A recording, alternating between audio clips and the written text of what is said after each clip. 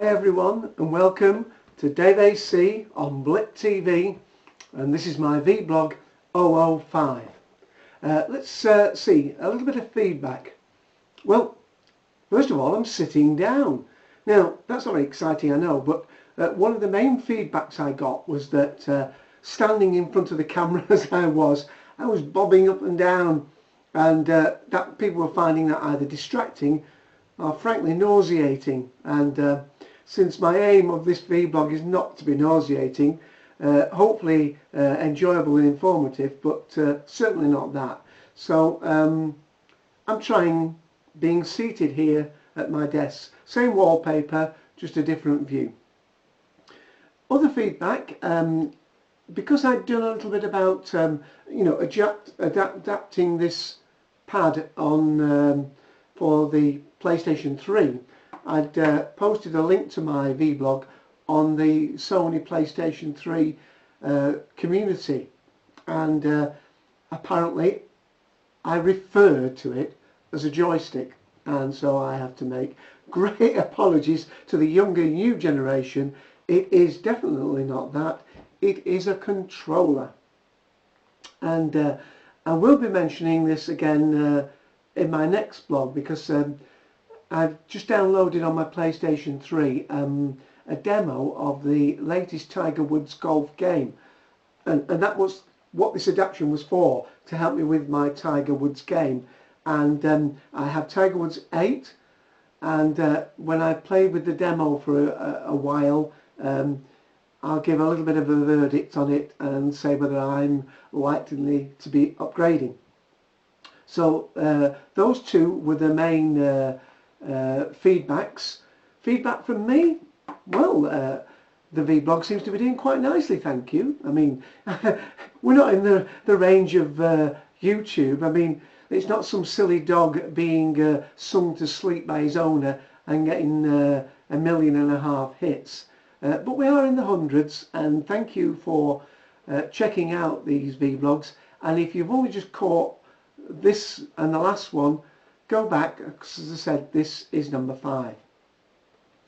A little bit of CIA and podcasting news. Again, this Sunday just gone, in the place of Doctor Who Podshock, we ran our CIA at 2 p.m. Eastern Daylight Time, and we did about Hitchhiker's Guide to the Galaxy. And it was very informative. There were lots of different opinions, some people preferring the new film, but I think the majority of people actually turned out to like the radio programme probably as much as any other aspect of the show. And we did conclude, I won't go into all the ins and outs, please go to iTunes, subscribe to CIA, Cult Domain Audio, and listen to the show. I catch it direct from TalkShoe. Yeah, a lot of people really were keen on that, and I look forward to doing our Towel Day in May of next year, where we discuss not just the Hitchhiker's Guide, but his other works. And this Sunday, CIA, 2 p.m. Eastern Standard Time, and we're having this delayed anime show, and we're hoping that Romana 2 and Tiggs Panther will be bringing us their report. So you two, the onus is on you. Put your names out there. You better be good. Do your research. Podshock has taken a break, but Lewis has got up one of his special ones from the Gallifreyan show, and in it is a really good interview with Sylvester McCoy, and who I believe has just had his birthday in the last couple of days, so happy birthday, Sylvester. And there are some good field reports from a young couple, and well, to be frank, I haven't heard all the way through yet, but it's a really good studio show, and check that out as well. So that's a long intro again. Oh yeah, I've got some gadget feedback as well, because as well as talking about science fiction, I try and talk about gadgets as well.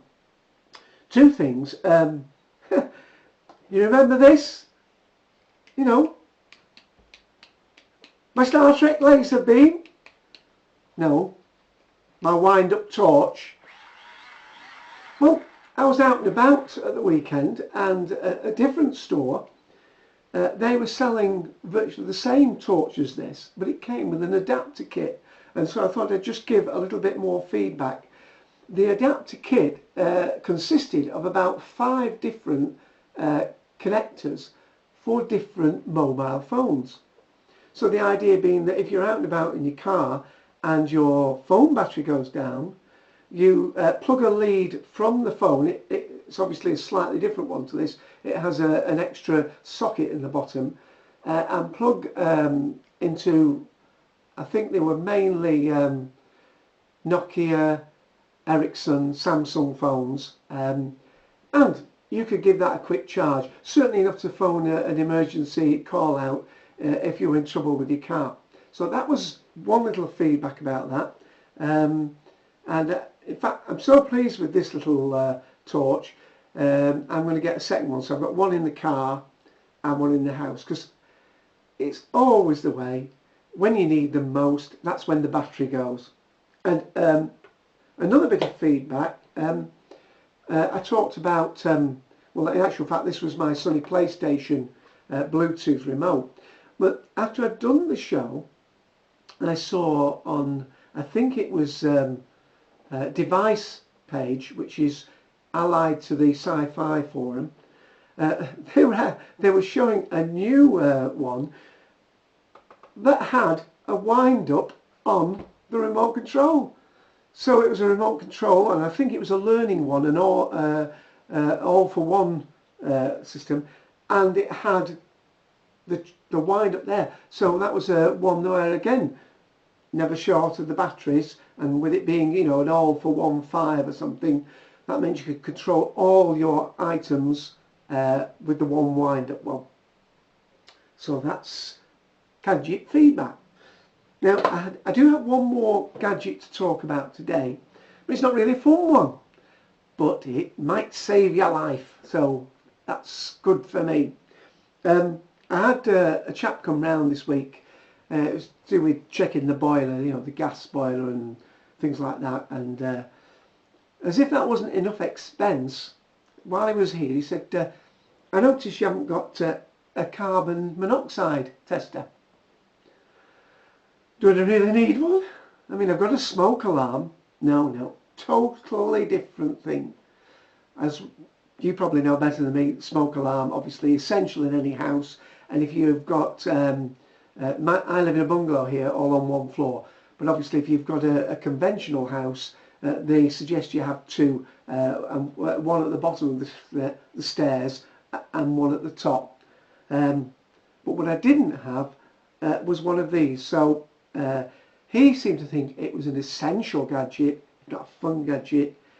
Here's the one he sold me. Now, this is not really an advert for BT, or this, not BT, British Gas, but this one comes with a 6-year warranty.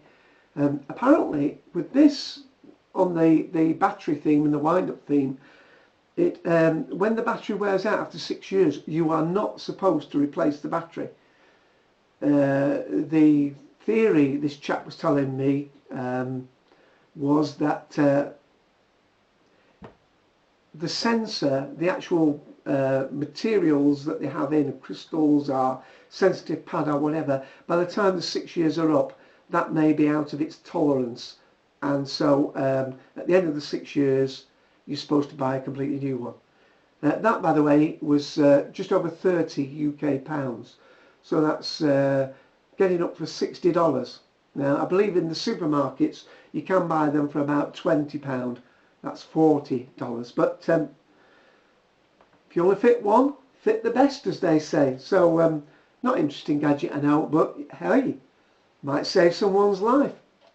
Carbon monoxide, you put it high up on the wall, either over a doorway or on the opposite side of the room to where your gas fire is, high up, and that would be the most likely.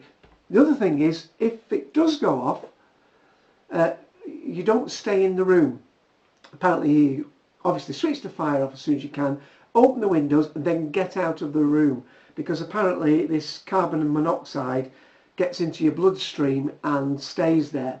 So even though you might not think you're breathing anything in, it is very important that you get out of the house, then phone for an emergency help or whatever it happens to be. So, might save your life. Right, we've done science fiction, we've done feedback, we've done gadget feedback. Now, one of the other things that I'm interested in, if you checked out my website list from last week, is that I'm interested in classical music.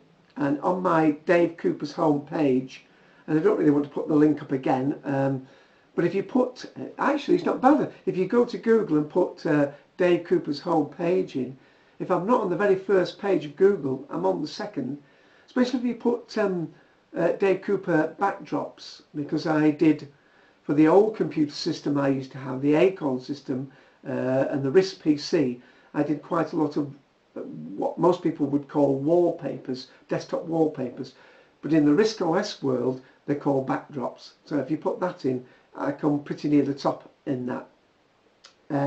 But one of the pages I have there is a selection of classical music CDs. So I'm going to start with one of my favourites, and it's Vladimir Horowitz, who's he's dead now. He was still playing the piano well into his 80s, and this is a live recording of him playing with the New York Philharmonic Orchestra, and it's Rachmaninoff 3. You know, the one that they have in that great film, which I've just forgotten the name of. Crikey, that's not very good, is it? It'll come to me. I believe copyright is one of those things where you can play about 10 seconds of something without going out of copyright. So let's see if we can hear it now.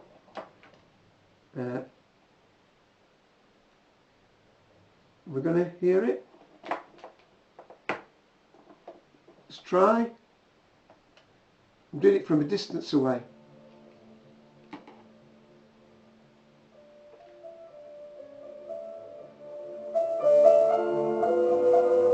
Hear that? Beautiful.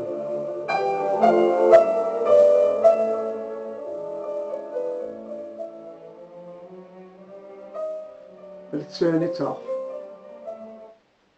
So, RCA label, Sergei Rachmaninoff's Piano Concerto No. 3, played by Vladimir Horowitz with the New York Philharmonic, and it was recorded in 1978, but it is still a brilliant recording. It is absolutely phenomenal, and it sounds glorious on CD. And as well as that, and we're going to finish with this because we're running up to nearly 15 minutes now with this vblog, I also have a list on my Dave Cooper's homepage of science fiction books that I have really enjoyed. And in the same way that I love Doctor Who, one of the things I do like about science fiction are time travel stories, are stories that involve time travel in some aspect.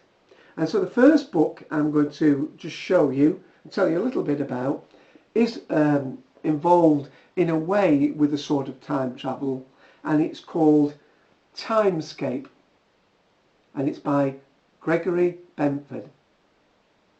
And I'm just going to read a little bit of the blurb off the back, because in the shortest time I think that's the best way of going. It's quite a thick book, nearly 400 pages, and it's a winner of the Nebula Award, but that's from about the mid-80s, I think.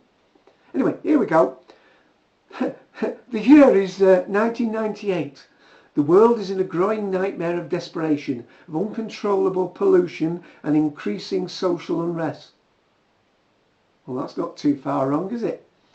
In Cambridge, two scientists experiment with tachyons, subatomic particles that travel faster than the speed of light and therefore, according to the theory of relativity, may move backwards in time. Their plan is to signal a warning to the previous generation, but will they decipher the messages in time? So it really is an excellent science fiction book, and on some of my later vlogs, not necessarily every week, I'll try and mention one of my favourite books. What reminded me about this was, I said when I was talking about this that I'd had the chap checking my boiler, the gas and things, and as it happens, the boiler's up in the attic in this house, and I had to move a load of boxes to get it, and I'd moved about 3 boxes, all my kids' stuff. But I've got a son and daughter have left home. Love them both. Love you both, kids. But they've left tons of stuff in my house. And there, what do you know? A box. Dave's SF box 1. Dave's FS box 2. Dave's SS box 3. I've been in this house 3 years. And I've only just come across them. And then, as I brought them downstairs, chugging to myself, I nearly tripped over another box. What was it? Dave's CD Classical Music Box 1. So, that was what got me going on this. So, yeah, science fiction, gadgets, classical music, books. There's only one more thing I've really got to include, and there isn't time today, so I'll let you off lightly, is wine. Because one of the other podcasts that I join, don't run or anything like that, I'm just a novice who tunes in, is the New Wine Consumer. Again, talk show live show where you can call in and join in, but it is also on iTunes and you can subscribe to that.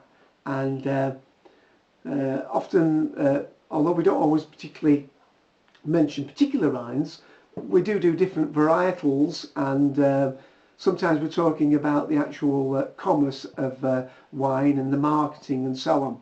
So yeah, that's another great podcast to listen to. So next week, I'll try and vary it. That's 3 things, isn't it? Books, classical music and wine, and I'll probably do any 2 from 3.